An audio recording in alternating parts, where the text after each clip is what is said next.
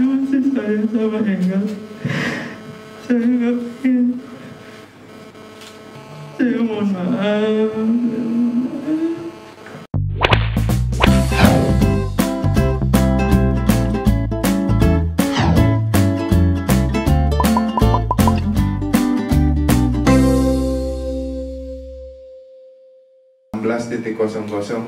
di dalam rumah saksi 1 alamat Manding, alamat Gading Lumbung, RT 16 Donotirto, Kretek, Bantul, telah ditemukan manusia dalam keadaan terbungkus kantong plastik atau trash bag berwarna hitam.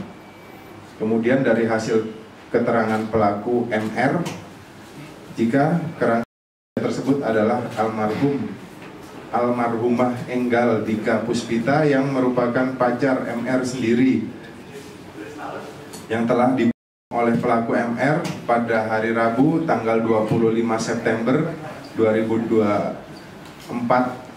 sekira pukul 9 di dalam rumah kontrakan alamat Manding RT 2 Sabdodadi, Bantul. Korban Enggal dibunuh dengan cara dicekik selama sekitar 5 menit. Kemudian setelah dunia, korban dimasukkan ke dalam kamar kontrakan dan ditinggal begitu saja. Selanjutnya pelaku MR mengambil barang-barang milik korban Enggal, antara lain yaitu sepeda motor Scoopy berwarna coklat, 1 buah handphone iPhone 11, 1 buah laptop merek Lenovo, 1 buah dompet berisi KTP, SIM, kartu BPJS, kartu ATM BCA, kartu ATM Genius BTPN, kartu mahasiswa atas nama korban, uang 50.000 dan dana sebesar 3.400.000 yang berada di bank digital Sibank milik korban, dan pakaian korban. Kemudian pada hari Minggu tanggal 8 Desember 2024 sekira pukul 11 pelaku MR membawa korban yang sudah berubah berulang. Lalu pelaku MR tersebut dibawa ke kos di daerah tulang tersebut dibawa dulu ke rumah korban di daerah Kretek. Setelah itu karena pelaku takut ketahuan oleh orang tua, sehingga tulang yang di dalam trash bag tersebut itu dibawa ke kos milik saudara AG di daerah Condong Catur, saudari AG di daerah Condong Catur. Setelah itu trash bag tersebut karena ditaruh di luar sempat hilang karena dibawa sama tukang sampah. Kemudian dengan pelaku trash bag tersebut dicari dan ketemu masih di tempat pengepul tukang sampah tersebut. Setelah itu trash bag tersebut dibawa ke Wisma di daerah Kaliurang, di mana tulang tersebut di Wisma tersebut dibersihkan. Yang pertama dikeluarkan lalu dibasuh dengan air mengalir. Setelah dibasuh dengan air mengalir, dibersihkan, direndam menggunakan rinso dengan melepas yang masih melekat di tulang tersebut, sehingga setelah itu untuk tulangnya dibersihkan. Setelah hilang sudah tidak ada itu disisihkan. Nah, untuk tersebut ditaruh di dalam trash bag lain sendiri, yang kemudian tulang dan sisa tersebut itu dibawa kembali ke rumahnya di daerah Kretek lalu dimusnahkan. Untuk yang dibakar, untuk tulangnya tetap disimpan di dalam kamar. Nah, disitulah akhirnya diketahui adanya tindak pidana ini. Untuk saksi-saksi yang sudah kita periksa sebanyak 5. Nah, kalau tersangka ini kenapa disimpan itu karena memang dengan hubungan yang sedemikian rupa sudah memang toksik itu, ya. Itu memang dia itu memang sangat mencintai kalau bahasanya seperti itu, sehingga itu disimpan seperti itu. Kalau hubungannya sudah 5 tahun, berjalan 5 tahun. Oh, itu berarti hidup bersama ya? Ya, sudah hidup bersama mulai tahun berapa? 2020 sudah mulai hidup bersama, pindah-pindah kos dan pindah-pindah kontrakan. Korban kondisi Belum. hamil tidak? Belum menikah ya? Ya? Hamil tidak? Enggak, Belum menikah? belum menikah. Pekerjaan korban terakhir sedang melakukan persiapan untuk kerja di Jepang. Apa? KKL. Ya, yang pelatihan pekerja untuk bekerja di luar negeri. Sama pada saat kejadian itu sama-sama sedang persiapan ke luar negeri itu. Peristiwa terakhir pembunuhan itu seperti apa? Bisa digambarkan? Untuk peristiwa terakhir itu sesuai keterangan korban. Jadi sesuai keterangan tersangka, tersangka ini pulang dari kantor itu sudah ada rasa dongkol sama korban, sehingga pada saat di rumah terakhir itu tersangka sedang mencuci piring dan korban ini sedang memasak bakso. Ya, tetapi sesuai keterangan tersangka bahwa korban tidak memberitahukan bakso ini kapan harus dimatikan kompornya, sehingga bakso tersebut gosong. Nah, lalu ada perdebatan di sana, di mana korban ini melakukan pukulan terhadap tersangka. Setelah itu tersangka emosi dan korban langsung dicek selama 5 menit tadi itu. Setelah langsung dimasukkan ke kamar. Seperti itu. Tinggal bersama ibu dari tersangka. Tapi setelah itu ibu dari tersangka tersebut keluar dari rumah tersebut. Enggak, sebelum. Jadi sempat tinggal di sana bersama ibu dan adiknya.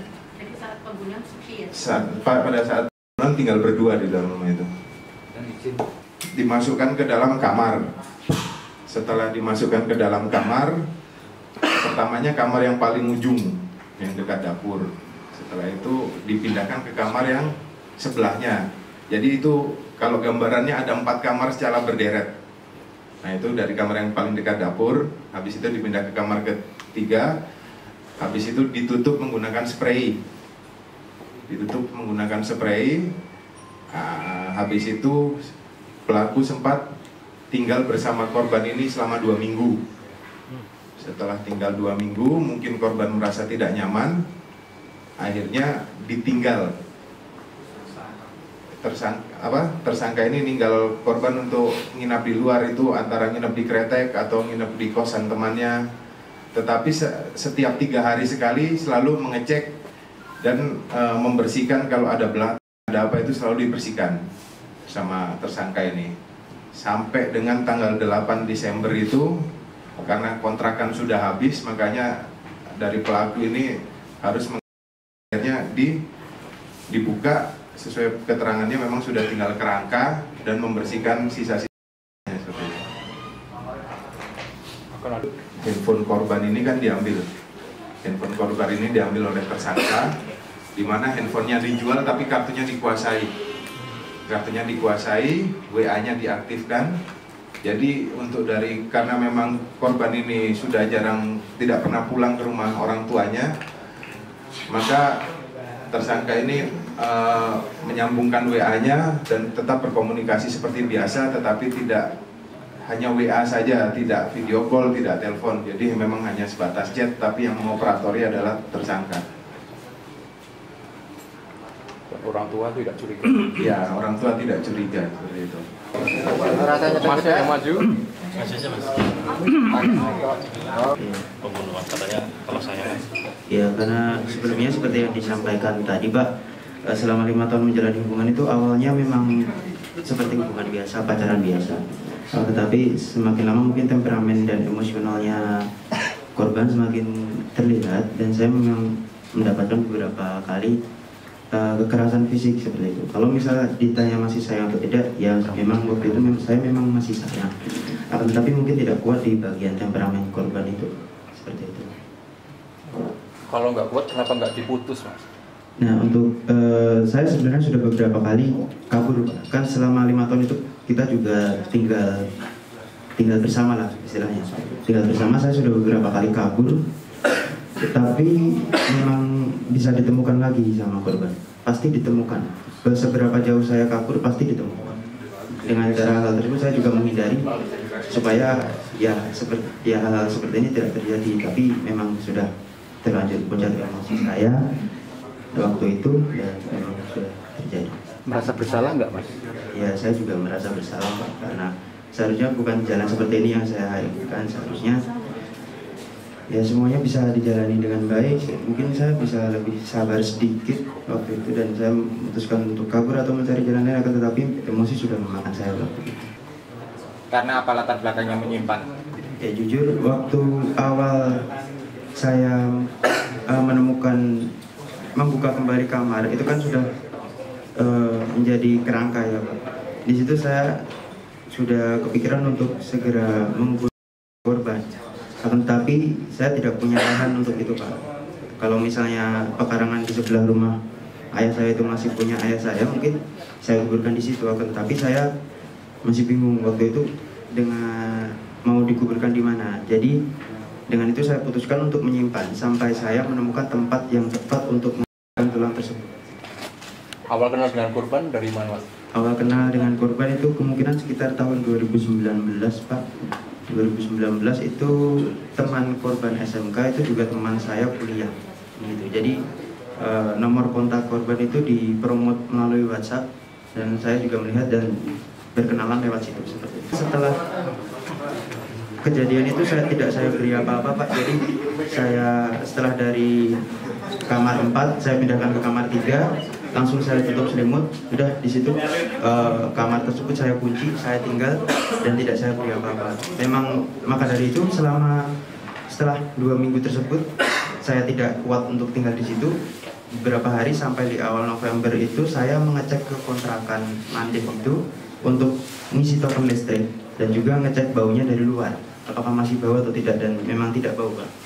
Dan tapi waktu saya kembali di situ di 7 Desember baru masuk ke ruang tamu sudah bau. Mungkin ya karena cekcok kita seperti biasa Pak. Karena kita sehari-harinya pasti ada dari hal kecil ataupun besar pasti ada yang membuat kita cekcok seperti itu. Kalau misalnya memang ada tetangga yang mendengarkan. Karena mungkin ya emosi saya masih meluap-luap di situ Pak. Jadi saya tidak bisa berpikir jernih, yang ada cuma melampiaskan emosi saya tapi malah sampai seperti itu. Sempat bertemu dengan orang tua korban nggak? Belum. Mungkin saat ini ada yang mau disampaikan pada orang tua korban? Pada Pak Didi dan mereka, Gunes, Tunggal, maaf. Saya masih sayang sama Engel. Saya nggak pengen. Terus ada lagi? Saya mohon maaf.